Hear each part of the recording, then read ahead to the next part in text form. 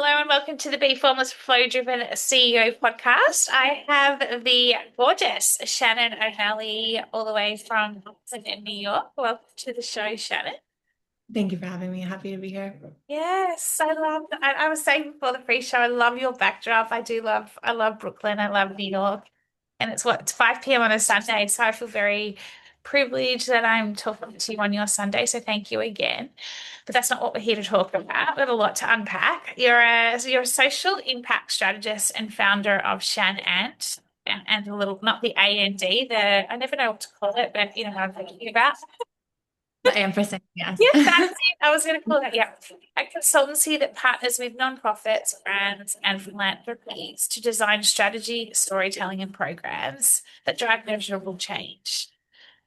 Shannon's path spans grassroots anti-exploitation work, international development, and corporate philanthropy, including work connected to Nike, to name a few, before launching Shannon to bring brand narrative and social justice together in practical outcomes-driven ways.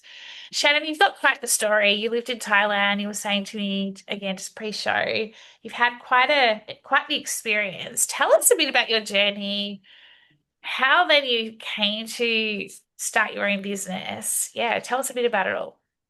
Absolutely. Well, we can do high level and then we can double click in wherever Yeah, makes I love sense. it. But in my career, working at the grassroots level for a nonprofit, at the time it was called the Sold Project. It's since been rebranded to the Freedom Story. And they started as a documentary film about child exploitation and sex trafficking in Thailand, which is the sex tourism capital of the world. That's crazy. And through that documentary, they realized what the root causes of trafficking were in the country, which is really poverty. And so through that, went to the northern part of the country where a lot of young children are, you know, kind of the pipeline to Bangkok, where a lot of young people go to the city for economic reasons, but then often end up in exploitation. So through creation of the documentary, there then became a prevention program, which the Sold Project then transformed just from a documentary into a broader nonprofit working in awareness and prevention. So that brought me to, I worked for a year in the US doing advocacy and awareness, and then a year in Thailand, kind of running the program and managing volunteers and interns and things like that. So Wow, that would that was, have been wild in Thailand. Like, it's hard to believe, really, isn't it? Like, it's hard to believe that it still goes on. It's like, it's such a, like, did you see it firsthand what was happening? Like, were you right in the thick of it all that you were just like, whoa, I'm having an out of body experience right now, experiencing and seeing everything that's going on? I mean, it happens everywhere, to be clear, Yeah, um, everywhere. yeah. But I think in Thailand, because the sex tourism drives the economy, I think what's so stark. And the first time I went was when I graduated college. So before I even started working for the organization, I think I was 21. And you see it in Bangkok, you see it in the big tourist areas. It's such a stark difference because you see these typically white Western men with these beautiful young Thai women, and it's just so obvious that you really can't, once you know what it is, you can't unsee it. Yeah. Uh, and so when it's that in your face, and especially when you're in Bangkok, and granted, not everyone is like me and goes there to like look at the red light districts and is like has the filter that I do, but um yeah, even just like being in the lobby of my hotel at breakfast and seeing people come down in the elevators, it's just, yeah, it's very pervasive. Yeah, I remember years and years ago I was in Nicaragua, Hmm. and I was down at a place called San Juan del Cerro, and I look back That now time, and it's so fun. yeah, it is so fun. But I was staying at this place and it was like I hate to say it, but it was like the poverty version of Club Med at the time. And it was such a corrupt country. I must have been about 20, I'm talking like a long time ago. Like I was maybe about 23, 24. So like 20, yeah, 24 years ago. And I remember that. And I remember that there was, yeah, and I hate using this term, but there were Western men and there were these young girls, Nicaraguans, and you just knew what was going on. And it was just so overt. Like it wasn't even like hidden at all. These girls were working at this place, and then, but they were also then being, and I was just like, what is going on here? And then they were looking at me, this blonde-headed girl, going, "Would you like trying to almost like?" And I think because I was older, like, and I was just like, absolutely not, like like I just, but it was just like so sad to see that these young girls, as young as like I remember one girl, I won't mention her name, but I just wondered what happened to her, like they were just, yeah. And it was just a real eye opener. And there was just, it was just business as usual at this pseudo club Med. And I was like, I think I'm in like I'm staying in some sort of place where there's some sort of ring going on here. Something's going on here, but I could never put my finger on it. Yeah, and whether it's a ring or just capitalism, right? It's Yeah. easy in countries where there's such a disparity between the host country and you have like Western, I'm going to blame men coming into these countries with a lot of wealth, and it's easy for women to be exploited because men come in or Westerners come in and think they have access to everything because they have power and Yeah. wealth, and that includes access to women. So if they can buy anything they want when they're visiting the countries, they also can buy sex. And so oftentimes it doesn't necessarily have to be an organized trafficking ring. It could just be women trying to capitalize on what they need to do to meet their needs financially as well. Yeah, it's a yeah. So you're in Thailand. So then what happened? You then move back to the US. Yeah, so at the time, like it was an amazing experience. And I also was realizing this is like a very niche issue, but it's also, it's important. And it's also one very small part of the world. And so at the time, I had learned about this broader movement called the Girl Effect, which was ending poverty or investing in adolescent girls and ending poverty by lifting up girls. And I found out that it was actually funded by the Nike Foundation. And so was kind of like, okay, how do I get in with them? Yeah. And so when I was moving back to the States, I had an opportunity to land back in on the West Coast, and I ended up in Portland, Oregon, and that's where Nike is headquartered. So strategically moved there with the hopes to possibly work at Nike, and through a series of events, finally landed a job with them and got to work on the Girl Effect team for a few years, and it was amazing. Oh my gosh. Yeah, that would have been incredible. Like, what sort of experiences did you have there? Like, it would have just been like, because I remember at the time, like, Nike were doing a lot around this at one point. Like, it was huge. Like, like it kind of went global in a way. Like, well, of course it did. I remember one campaign in particular, but again, I can't think for the life of me, but I have it on the tip of my, but yeah, Yeah, it was a YouTube video. It was The Clock is Ticking, and it was like an animated short that's that, it. yeah. Yeah, so it was amazing because you have a global powerhouse in marketing and brand like Nike taking all of those assets and putting it towards an issue such as girls' issues and girls' rights globally. And so Nike was kind of the spearhead, and they were able to organize a bigger collaborative of organizations such as the United Nations and World Bank and so on to kind of pool resources to really move the agenda on girls' issues globally. And so that initiative lasted, I mean, it's still going, but it was housed at Nike for about 10 years. And they really were able to make a lot of progress. And the team I sat on was called Girl Effect University. So, in theory, if we are able to make progress on the policy level globally, and all of these governments are adapting policies to empower and support girls, what does that actually look like in Mm. practice? And so, Girl Effect University was bringing together government agencies and government officials at different country levels in the room with organizations working for girls, and then bringing actual girls in the room to help or help these organizations and government design programs with and for girls by listening to girls. Oh, I Because love that. Yeah, because you get programs where people think that they're designing for girls and meeting their needs, but they're off by like years or, so by bringing girls into the room in like a very trauma-informed way, and having them be the experts on their own lives and helping policymakers and program leads design for them.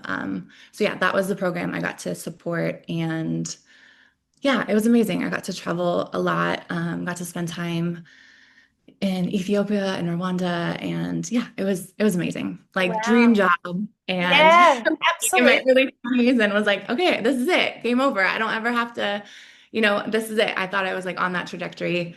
And then a few years in, we learned that it was actually going to be closing down at Nike and spinning off into its own organization, which was the right move.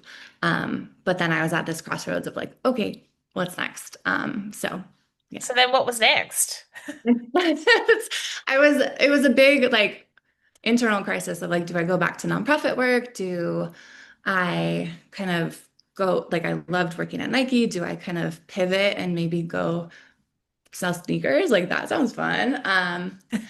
And I was also exposed to a lot of creative agencies while I was working there. So I was kind of like in this open posture of what was next. And I was interviewing with a couple advertising agencies at the time and had a couple that I was choosing between and ended up going with a very small startup where I had a lot of opportunity as their first employee to kind of have like an accelerated trajectory with the company. And their focus, which was what drew me to make the decision to go forward with them, was they had a focus on social impact and using this creative agency approach for social change. Hmm. And it was actually founded by some former Nike executives. And so it felt really values aligned. And so I got to, yeah, do a lot of very similar work of brand and strategy and communications principles and applying it towards bigger movements for social change. Yeah, it was like it was there was one point there when I mean social change and social impact, it was like it almost became a buzzword, right? Like I remember even in the agency I was in, it was like we created a whole department around social for good, and it was like, but it was always felt like to me at the time in what we were doing, it was attaching. It was like it wasn't fully integrated. It was always an add-on, or how do we add this on? I mean, we had a behavioral change team within the business that was different. Did you, like, even going into a traditional advertising agency, did you notice a subtle difference between where you'd been with Nike and what you'd been doing previously, and that you had to almost change behavior of the team in the agency to get them to understand the intricacies of how it was integral or integrated into everything, or were they pretty like understanding of how it all worked? Yeah, luckily the agency I joined, it was integral to like what they stood for. So the clients that we were working with, that's where we had to kind of use our own assessment of will we be successful working with them or not. And oftentimes people would come to us and say like, oh, we just want a girl effect video, right? Because that was at the time the calling card of what people wanted. And that often felt like this add-on, like bolt-on, just we just need the thing. Yeah. And that would signal to us, well, what do you act like? Let's peel it back here. Like, what are you actually asking for? And what is the deeper purpose here? And so we found our biggest success with clients that we could partner with is when we had buy-in at the C-suite level and it was actually integrated to their bigger Yeah. purpose of the company. So that's where I've found the most success is, or at that moment, like we found the most success working with philanthropic organizations that had a lot of resources to put Yeah. towards these campaigns and also saw the bigger vision. Um, Unfortunately, like smaller nonprofits don't always see the value of like marketing and communications. Mm. So the budgets were often not there. And then on the other side, to your point, businesses often it just felt like we were trying to muscle our way into like this isn't just an add-on, or we don't want to just be like greenwashing something No, or purposing something. So yeah, it had to be like this sweet spot of really making sure we had buy-in at the right levels at the right and time.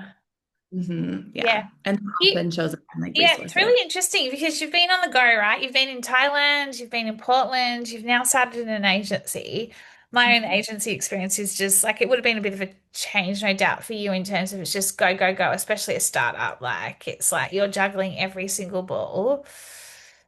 You're doing all this in your 20s, like, like at what point did you, and we had a little chat about this pre, so I'm kind of getting into, but at what point did you like go, I can't keep going like this or I'm tired. Like what happened to cause because I want to read actually I'm probably being cryptic right now. I want to read the answer to the question that I asked when you booked in for the pod, right?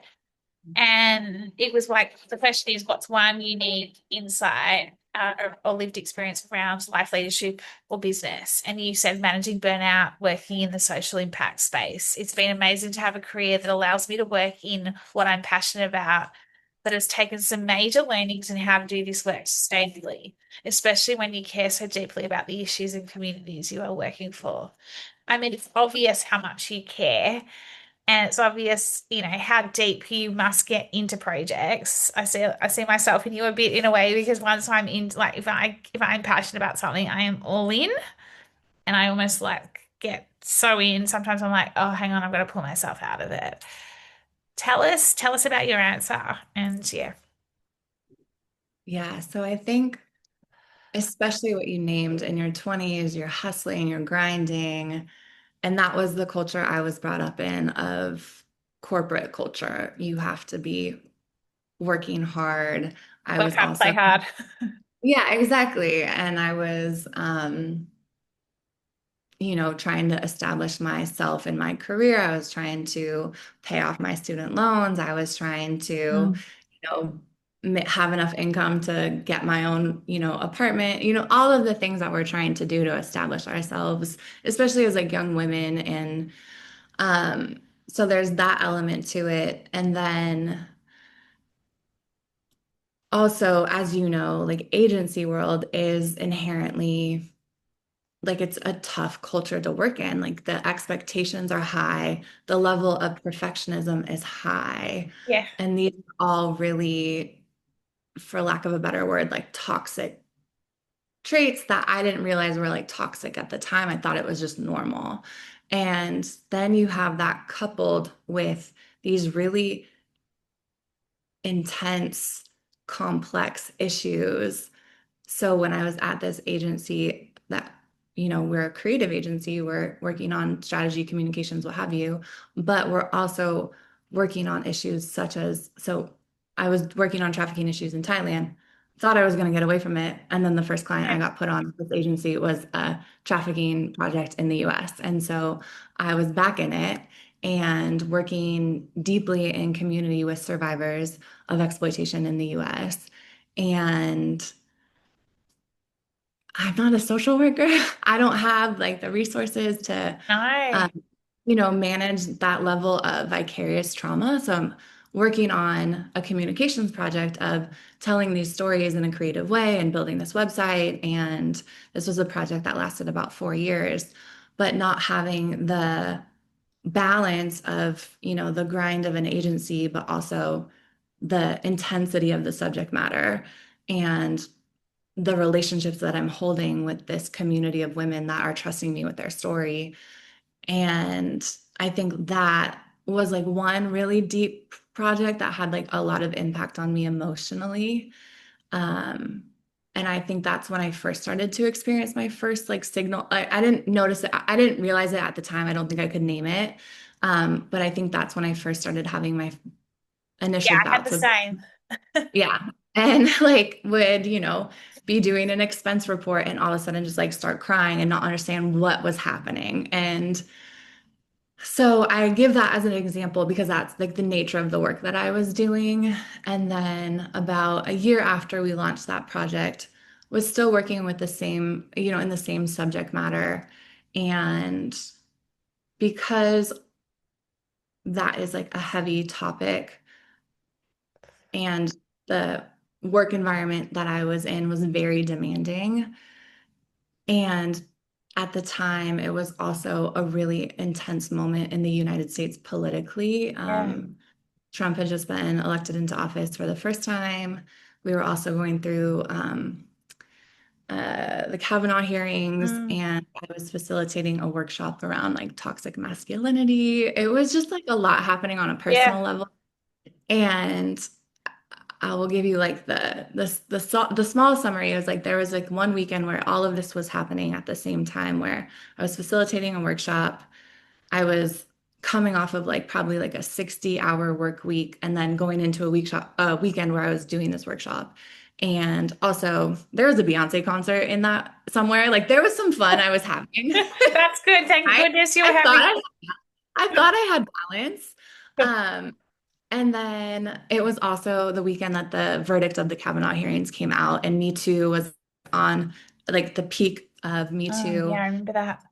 Yeah, and so I had people and on a personal level disclosing information to me. I was grappling with my own Me Too moments. And so just a lot. And by the end of that weekend, I was having like a physical reaction to everything that my body was holding and stories that I was hearing and, the spaces that I was in. And I had some dear friends of mine checking in on me, and they're like, you're not okay. And Yeah. so ended up in the emergency room. And unfortunately, because our healthcare system doesn't understand trauma, they're like, what happened? I was like, what do you mean?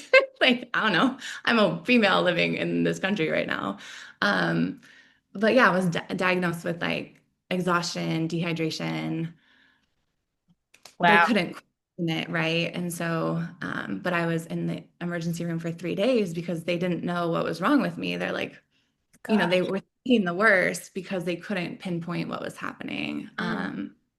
And then it was, months and months of therapy after of like, are you depressed? Are you, really trying to get to the root causes of it. But what it was just severe stress. Yeah, Yeah. and I know, and it's just that kind of like, what's wrong with you? But it's like, what's wrong with me? I'm just exhausted. Like, it's just I don't. Right. If I knew what was wrong with me, I would be telling you what's wrong with me.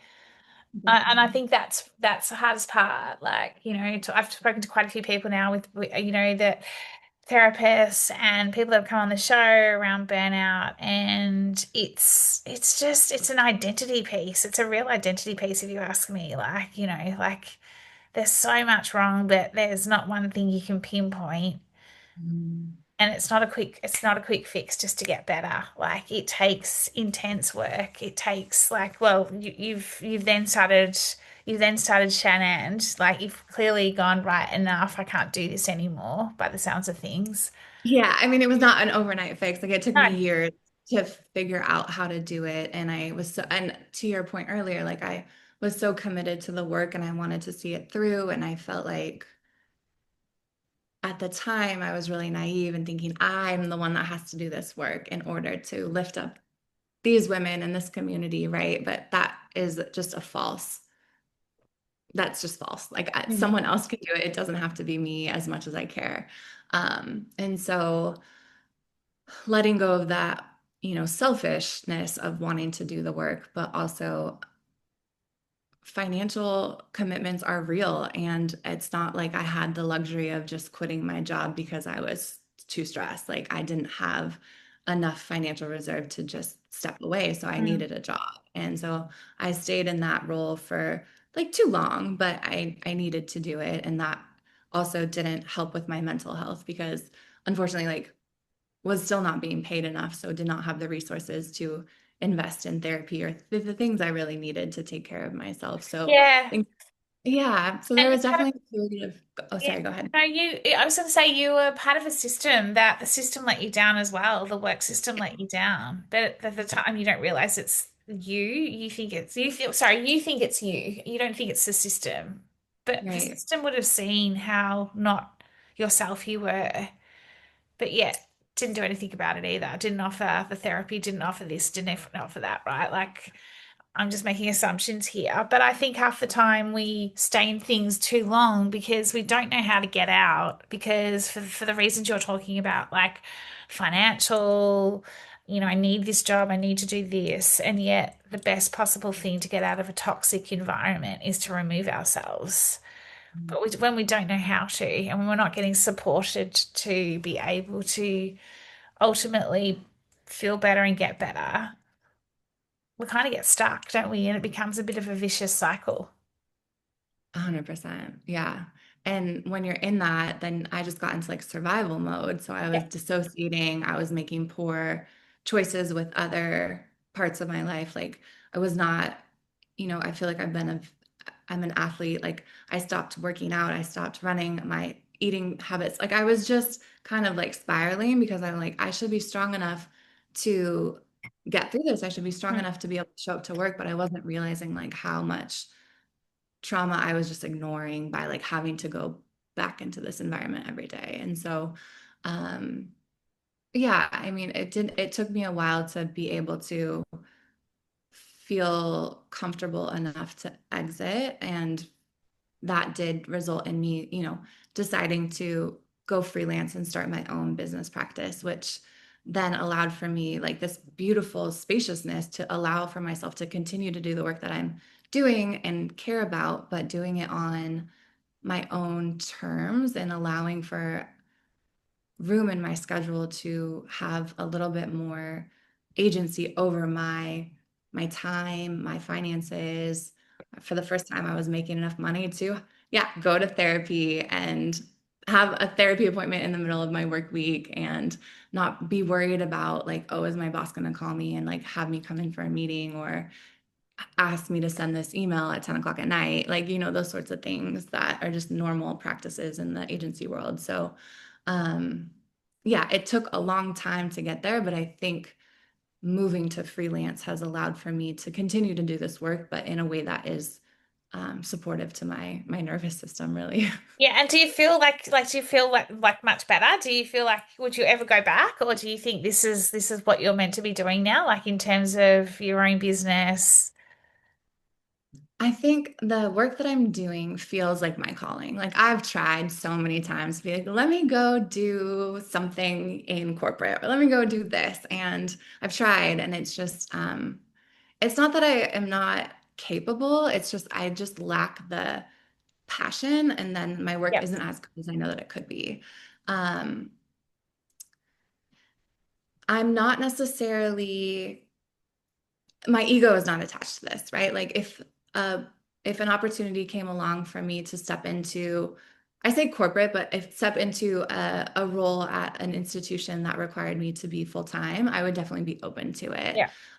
But what I love about running my own agency is that I'm able to keep my hand in a lot of different issues and I get to work across like a whole spectrum of clients. So right now I do DEI for like a corporate biotech company. And then I get to also work on like documentary film, social impact work with like immigrant communities and refugee rights. And I get to It's just keep diverse.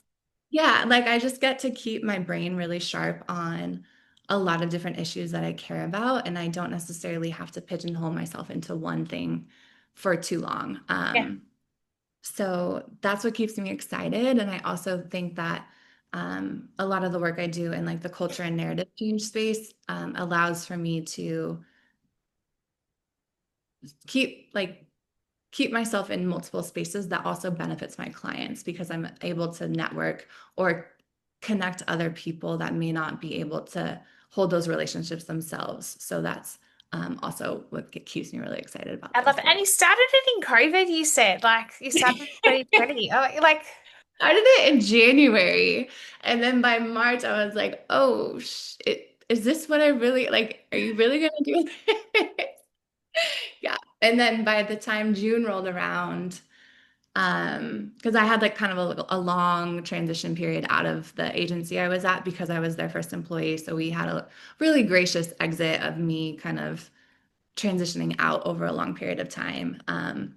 And so by the time June hit, I was fully like established. And by that point, a lot of companies were comfortable working remote. And Yeah. so it actually expanded my client base significantly because it wasn't limited to the like geographical location I was at. And I actually think COVID helped my work because people were like, oh, it doesn't matter that Yeah, you're here. exactly.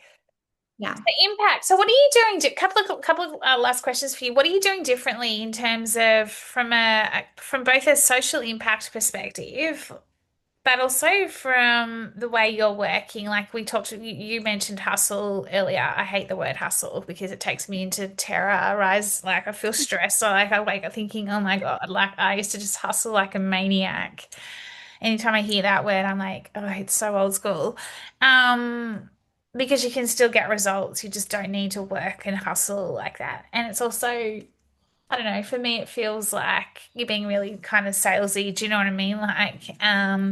So what have you done differently in terms of, or what are you doing differently in social impact now that it's your brand, your business? And then what are you doing differently based on all the experiences you've had working at the big Nikes of the world, then an advertising agency and all the learnings in terms of your own business and attracting clients, ensuring that got that active recovery going in terms of not burning yourself out. So I guess there's two questions there. Yeah. I think one of the things that was challenging for me to start was recognizing that I can still be effective and how do I say, like, meet my financial needs without having to work a 40-hour work week. Like the rewiring of my brain and unlearning that like productivity and grind mindset was like the biggest unlearning I had to do my first year of running my own business. And that took a lot of practice of stopping myself from checking my email at all hours and taking meetings whenever anyone would ask. And so um, it's been a lot of my own reprogramming and setting boundaries on my time that I can tell I start to slip when I get into a scarcity mindset of like when I start to not trust that work is going to come, or I get Mm, nervous that like am I going to keep this client? Like, because I can see that they work really hard and they work around the clock. Like, maybe they aren't going to appreciate my boundaries. I can start to see that slip up and like get back into unhealthy behaviors for myself, but it does require me to like really be diligent with how I shape my schedule and my time. But like the first year, I was like, I'm not having meetings on Mondays. I'm not taking calls before 10 a.m. Like, and that was so lovely. And I also recognize that there are moments where it does require me to like be flexible with my boundaries. So, for example, last year was an election year in the United States, and it was an pretty insignificant. It was an important election for the work that I am involved with, and so I kind of made some trade-offs with myself of there are going to be some sprints and there are going to be some projects that are going to require a lot more than I typically would like to yeah. work, or um, some periods where I am kind of overexhausting myself, but it feels like the purpose is there and I know that it's like a short period of time and it's like it's needed. And so those are kind of the trade-offs that I'm able to make with myself because it feels important. That makes I sense. think I lost track of the question. No, the last question was, and what are you doing differently? What's Shannon doing differently in terms of social impact? Like you said, you get to almost like, again, I'm paraphrasing it, do it your way. Like, what are you doing differently, like in terms of the sorts of projects you're taking on? I guess it comes to boundaries, right? As well. Like you said earlier, I'm not a social worker. Now that it's Yeah. your business, the choices you're making, you sound like you still give your all, but there's also you give your all, but like, I'm not a therapist or I'm not a social worker. Being able to say that to a client. Yeah, what are you doing differently with regards to social impact? I think what's a question I always hold for myself in my agency is like I am not creating any of my own programs at the moment. One, because it's small, and the nature of my work is that I support clients that help bring their mission to life. Whereas like when I was working at the Nike Foundation, they had their own mission and got to bring that into the world. And so I feel like what I do different is actually in the way that I run my business. So to your point, boundaries and just trying to be equitable in the work that I do. And I am an LLC, so I do bring on colleagues and team members. And so, just making sure that my practices are fair, and not saying that these other agencies don't do this, but like for example, I had a co-facilitator that I brought on for a project, and she gave me her rate, and it was significantly lower than mine. And I was like, absolutely not. Like I'm bringing yours up to mine, and that's just what it is. And then telling her like, this is what the budget is, and I'm not gonna let you make Yeah, half the making, like, so just being like transparent and honest, and making sure that those conversations are being had. And when there's opportunities to bring other people up, that I bring them up with me. I love that. I love that. Shannon, it's been such a beautiful chat with you. You've got such a beautiful energy about you, and I see that you are going to continue to go places, but do it your way. Like it's like that, doing it your way, and I think that's what it's all about. And once you've had burnout, handbrake comes on thick and fast if you choose to ignore it. And I'm sure you've probably had that handbrake on at times when you're in those sprints. I know that I have them at times myself. But what you're doing is quite incredible. How do we find out more about you? Like, how do we find out more about you, and how do we find out more about your company? Yeah, so I have a website. It's shanand.com. You can reach me there. My contact information is there. I'm also on LinkedIn. I'm not as active on social media, but I do have Instagram. It's S_O'Malley. You can also reach me there. That's personal and work, but I feel like it's all the same. So Love it. yeah. I feel like you want to write a book one day. Has anyone ever said that to you? Yeah, on a lot of different topics. Yeah, I'm going to be Personal or not. same. It's going to be life, leadership, business, all in intertwined. I feel like you'd have quite the book, and I would read that.